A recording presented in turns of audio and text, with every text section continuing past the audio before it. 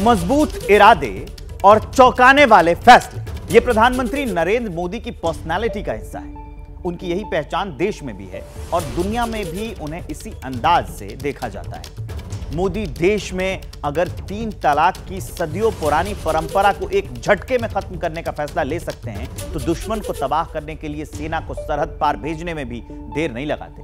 2014 में प्रधानमंत्री की कुर्सी संभालने वाले मोदी को सत्ता में 9 साल से ज्यादा का वक्त हो चुका है। अब भारतीय जनता पार्टी उनके चेहरे पर तीसरी बार चुनाव मैदान में उतरने की तैयारी कर रही है। सवाल है कि लार्जर देन लाइफ इमेज वाले मोदी के खिलाफ विपक्ष की रणनीति क्या है और इसके खिलाफ मोदी का प्लान क्या है।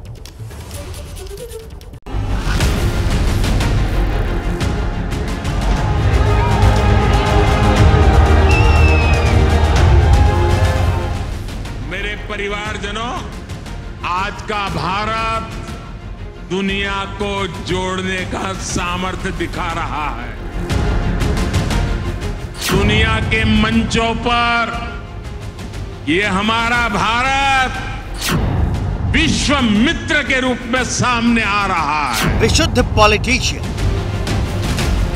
या सुपर ह्यूमन, कठोर परिश्रमी, आप मेरे परिवार में,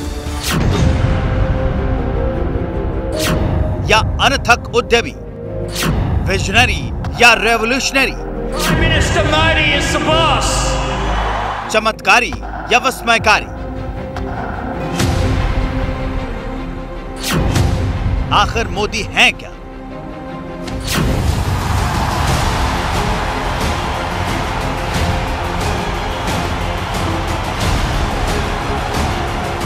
वो ताकत कहां से आती है जो मोदी को मोदी बनाती है? उस शक्ति का स्रोत कहां है जो मोदी को कड़े फैसले लेने की हिम्मत देता है? इरादों की मजबूती का वो रहस्य क्या है जिसके दम पर मोदी बड़े बड़े काम कर जाते हैं और देखने वाले देखते रह जाते हैं? आखिर वो कौन सा फैक्टर है जो घरेलू राजनीति में मोदी को सुपर कूल और वर्ल्ड स्टेज पर सुपर लीडर बनाता है? ये नया भारत है, ये आत्मविश्वास से भरा हुआ भारत है।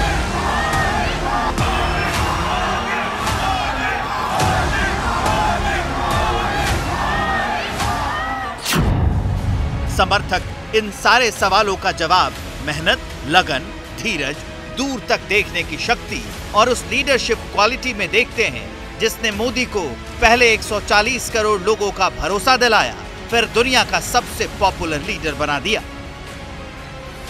यह हम सभी के साथ मिलकर चलने का समय है और इसलिए सबका साथ, सबका विकास, सबका विश्वास, सबका प्रयास का मंत्र हम सभी के लिए एक पथ प्रदर्शक बन सकता है। लेकिन 9 साल से सत्ता के सर्वोच्च शिखर पर मौजूद मोदी को अब एक बड़ी चुनौती का सामना करना है। ये चुनौती है 2024 के लोकसभा चुनाव, जिसमें मोदी को अपनी लोकप्रियता का इम्तिहान भी देना होगा और उस चक्रव्यूह को भी तोड़ना होगा जो विपक्ष ने काफी सोच समझकर तैयार किया है। भारतीय जनता पार्टी राष्ट्रभक्ति की, जनशक्ति की भक्ति की और जनसेवा की राजनीति के लिए समर्पित है। वंचितों को वरीयता, यही भाजपा के सुशासन का मूल मंत्र है। लोकसभा चुनाव तो अभी करीब 6 महीने दूर है, लेकिन अपोजिशन के चैलेंज के ट्रेलर की रिलीज डेट फिक्स कर दी है। ये तारीख है 18 सितंबर, जब संसद में मोदी का विपक्ष के 26 दलों वाले नए गठजोड़ से सामना होगा। मॉनसून सत्र के बाद संसद का शीत सत्र होता है, लेकिन इन दोनों के बीच में मोदी सरकार ने 5 दिन का विशेष सत्र बुला लिया है जो 18 सितंबर से शुरू होने वाला है। शुरुआती 1.5 दिन का कामकाज पुराने संसद भवन में होगा और 3.5 दिन का कामकाज नए संसद भवन में चलेगा। इस स्पेशल सेशन को विपक्ष ने कभी हिडन एजेंडा थोपने की साजिश बताया तो कभी समय से पहले चुनाव कराने की चाल बताता रहा। लेकिन सरकार ने सत्र का एजेंडा जगजाहिर कर विपक्ष को उसके ही घर में घेर लिया है। सवाल यह है कि 26 दलों वाला इंडिया अलायंस अब सरकार के आगे किस तरह चैलेंजेस खड़े करने वाला है और मोदी इन चुनौतियों का जवाब कैसे देने वाले हैं। हर सवाल का जवाब इस रिपोर्ट में।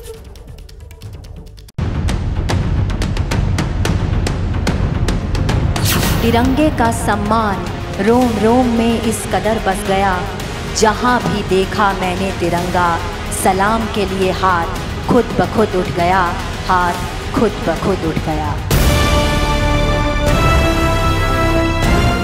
यह संसद का नया भवन है। गजद्वार पर तिरंगा लहराया और भारत एक युग के बदलाव का गवाह बन गया।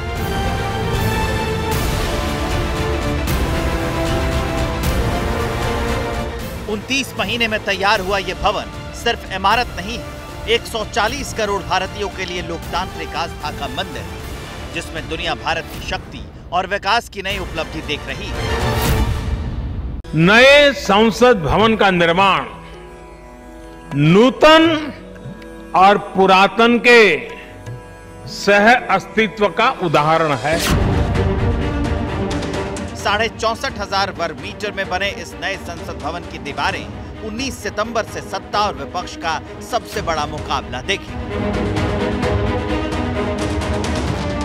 क्योंकि 18 सितंबर से शुरू हो रहे विशेष सत्र की शुरुआत पुराने संसद भवन में होगी। 19 सितंबर को आधे दिन के बाद अखाड़ा बदल जाएगा। सवाल है कि संसद के विशेष सत्र में आखिर क्या होने वाला है। प्रधानमंत्री मोदी की घेरेबंदी के लिए विपक्ष ने कौन सा प्लान बनाया है? विपक्ष की काट निकालने के लिए बीजेपी ने कौन सी रणनीति तैयार की है? हम आपको इन सारे सवालों के जवाब देंगे, लेकिन पहले पार्लियामेंट के स्पेशल सेशन का एजेंडा बता दें। सरकार की तरफ से दी गई जानकारी के मुताबिक विशेष सत्र में संसदीय यात्रा के 75 साल, चंद्रयान 3 की सफलता, G20 के सफल आयोजन और आजादी का अमृतकाल, इन 4 मुद्दों पर चर्चा की जाएगी। संसद के विशेष सत्र में प्रश्नकाल भले नहीं है, लेकिन इंडिया गठबंधन सरकार की मंशा पर लगातार प्रश्न उठा रहा है। सरकार पर असली मुद्दों से भागने का आरोप लगा रही कांग्रेस संसद में मौजूदा आर्थिक स्थिति, मणिपुर की हिंसा, संघीय ढांचे पर हमला, चीन की आक्रामक नीति, अडानी के मुद्दे पर जेपीसी, सांप्रदायिक तनाव समेत अपनी पसंद के 9 मुद्दों पर चर्चा की जिद पर अड़ी हुई है। इंडिया अलायंस का कहना है कि जब तक विपक्ष के मुद्दों पर बात नहीं होगी, तब तक सरकार की तरफ से रखे गए मुद्दों पर भी चर्चा नहीं होगी। इसके अलावा संसद में जो 4 बिल पेश किए जाने हैं, उनमें से CEC and other EC bill 2023 को लेकर भी इंडिया अलायंस ने मोदी सरकार को घेरने की तैयारी कर ली। इस विरोध की वजह जानने से पहले समझ लीजिए कि CEC and other EC bill 2023 क्या है। इसे सुप्रीम कोर्ट के आदेश के बाद लाया जा रहा है। इसके जरिए चुनाव आयुक्तों के चुनाव का तरीका तय किया जाना है। इसके मौजूदा प्रावधान के मुताबिक सिलेक्शन कमेटी में 3 लोग होंगे। ये 3 लोग प्रधानमंत्री, विपक्ष के नेता और कैबिनेट मंत्री होंगे। विपक्ष को बिल के इसी प्रावधान पर सबसे ज्यादा ऐतराज है। वो सिलेक्शन कमेटी में कैबिनेट मंत्री की जगह सुप्रीम कोर्ट के चीफ जस्टिस को शामिल करने की मांग कर रहा है। इस मुद्दे पर विपक्ष के तेवर कड़े हैं। विपक्ष मजबूत होने की कोशिश करता है और उसको करना भी चाहिए, लोकतंत्र में करना चाहिए, लेकिन शायद विपक्ष जिसको कहते हैं ना कि उस पिच पर जाकर खेल रहा है जहां नरेंद्र मोदी उनके लिए वो फुल टॉस बॉल हो जाती है और वो सीधे वो बाउंड्री लाइन के पार चली जाती है। सवाल यह है कि स्पेशल सेशन को लेकर विपक्ष का विरोध और सदन में सरकार की घेरेबंदी की तैयारी सिर्फ सियासी मुद्दों को लेकर की जा रही है या वजह कुछ और है। संसद भवन का उद्घाटन 28 मई को किया गया। उस दिन सावरकर की 140वीं जयंती थी। 17 सितंबर को नए संसद भवन पर तिरंगा लहराया गया। ये प्रधानमंत्री मोदी का जन्मदिन है। 19 सितंबर को कामकाज नए संसद भवन में शिफ्ट होगा। उस दिन गणेश चतुर्थी।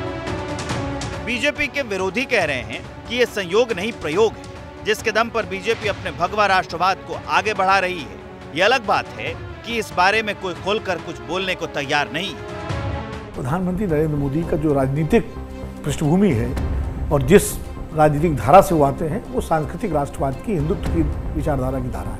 नरेंद्र मोदी जी उसी विचारधारा से उन्होंने अपनी राजनीति की यात्रा शुरू की है, क्योंकि संघ की विचारधारा में और दर्शन में और उनके वैचारिक प्रवाह में प्राचीन भारत का जो गौरव है वो ज़्यादा रेखांकित होता है।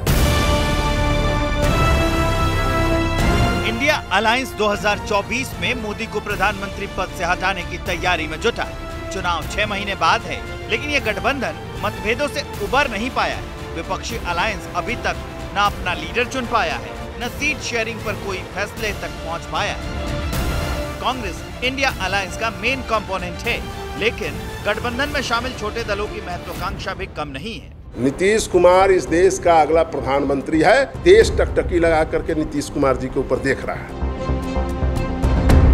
कयास तो ये भी लगाए जा रहे हैं कि इंडिया अलायंस की बुनियाद रखने वाले नीतीश कुमार खुद ही गठबंधन से निकलने की तैयारी कर रहे हैं।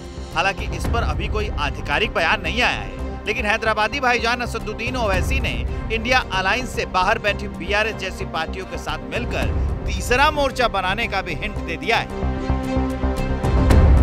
इंडिया अलायंस भले ही संसद में मोदी को घेरने की तैयारी कर रहा हो, स्पेशल सेशन को भले ही मोदी की चुनावी चाल बता रहा हो, लेकिन देश की चुनावी राजनीति को समझने वाले मान रहे हैं कि विपक्ष का मोदी विरोधी दांव कहीं मोदी का ही काम तो आसान नहीं कर देगा।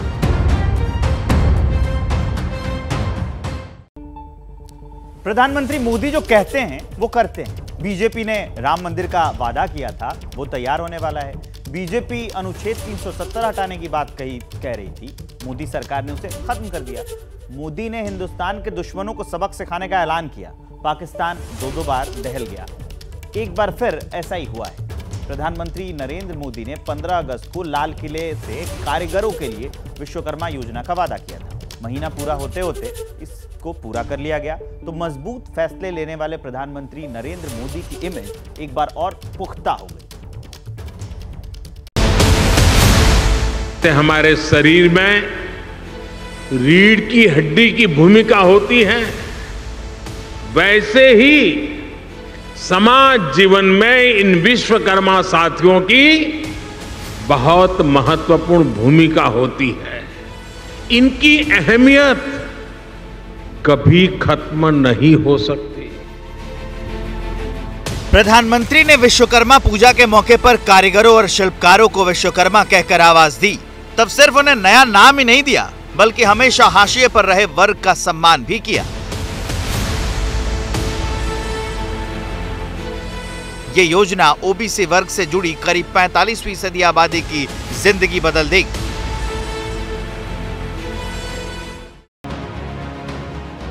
प्रधानमंत्री ने 15 अगस्त को लाल किले से विश्वकर्मा योजना का ऐलान किया था और 17 सितंबर को लागू करके ये एक बार फिर साबित कर दिया कि उनके ऐलान हवाई किले नहीं होते। ये मोदी की फितरत है कि वो जो कहते हैं वो करते हैं। मोदी ने अपने फैसले से एक ऐसी लकीर खींची है जिसे छोटा करना किसी के लिए अगर नामुमकिन नहीं तो आसान भी नहीं होगा। अपने ही ऐसे फैसलों और एक्शन से मोदी दुनिया को हैरान और दुश्मनों को परेशान करते रहे। इसका सबूत है पीओके में 28 सितंबर 2016 को हुई सर्जिकल स्ट्राइक। 16 सितंबर 2016 को पाकिस्तान के टुकड़ों पर पलने वाले आतंकियों ने उरी में भारतीय सेना के कैंप पर हमला कर दिया था। इस हमले में 18 जवान शहीद हुए थे। ये मोदी के क्विक एक्शन लेने की क्षमता का ही कमाल था कि सिर्फ 11 दिन के भीतर भारतीय सेना ने पीओके में 50 दहशतगर्दों का सफाया कर बदला ले लिया। इसके 2.5 साल बाद पाकिस्तान को ऐसी ही एक और सजा मिली। तब 14 फरवरी 2019 को दहशतगर्दों ने जवानों के काफिले पर हमला किया था, जिसमें सीआरपीएफ के 40 जवान शहीद हो गए थे। ठीक 12 दिन बाद यानी 26 फरवरी 2019 को वायुसेना के फाइटर जेट्स ने लाइन ऑफ कंट्रोल पार कर दी और पाकिस्तान की सीमा में दाखिल होकर जैश-ए-मोहम्मद के आतंकी ठिकानों पर आग बरसा दी थी। इस एक्शन में पाकिस्तान के करीब 300 आतंकी मारे गए थे।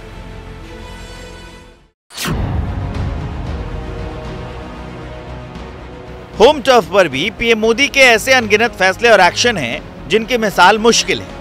इन्हीं में से एक है जम्मू कश्मीर से अनुच्छेद 370 और 35 से हटाने का फैसला। इसकी मांग तो लंबे समय से हो रही थी, लेकिन ये पूरी हुई मोदी सरकार के दूसरे कार्यकाल में। 5 अगस्त 2019 को संसद के साझा सत्र में सरकार ने इन्हें हटाने का ऐलान कर दिया। राम भक्तों की सदियों पुरानी मांग भी प्रधानमंत्री नरेंद्र मोदी के सत्ता में आने के बाद ही पूरी हुई। जो कानूनी लड़ाई बरसों से घिसट रही थी, उसे सुप्रीम कोर्ट ने अंजाम तक पहुंचाया। 9 सितंबर 2019 को सुप्रीम कोर्ट ने रामलला विराजमान के पक्ष में फैसला सुनाया। प्रधानमंत्री मोदी ने 5 फरवरी 2020 को राम मंदिर निर्माण ट्रस्ट के गठन का ऐलान किया और 5 अगस्त 2020 को प्रधानमंत्री नरेंद्र मोदी ने खुद मंदिर के लिए भूमि पूजन किया। बताया जा रहा है कि 2024 के जनवरी में भव्य और दिव्य राम मंदिर के कपाट भक्तों के लिए खोल दिए जाएंगे।